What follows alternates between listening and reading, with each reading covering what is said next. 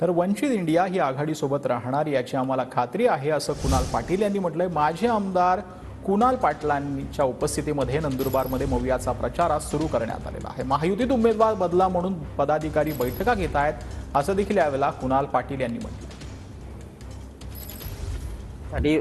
प्रयत्न करतायत, परंतु वंचित बहुजन आघाडीच्या आपल्या सोबत राहणार नाही हे, तर याचा सरळ सरळ फायदा जो आहे तो भाजपाला होणार। त्यासाठी आपण काय प्रयत्न करणार आहे काँग्रेस पक्ष? बघा, वंचित बहुजन आघाडीचा जो विषय आहे तो उच्च पातळीवरचा विषय आहे।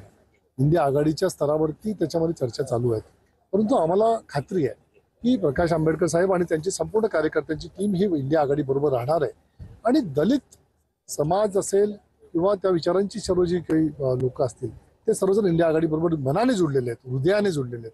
त्यामुळे ती भारतीय जनता पक्षाला कधीही मतदान करू शकत नाही, ते संपूर्ण मतदान हे इंडिया आघाडीलाच होणार आहे।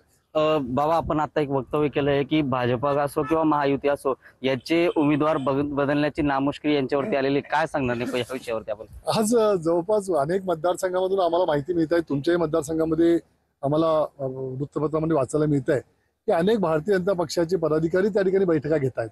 आज आमच्या धुळे लोकसभेचा आपण बातमी जर वाचलात तर काल सटाण्यामध्ये एक जवळपास 1000-1500 लोकांचा मेळावा झाला आणि त्यातील भारतीय जनता पक्षाच्याच पदाधिकाऱ्यांनी मागणी केलेली आहे की आमचा उमेदवार बदलावा।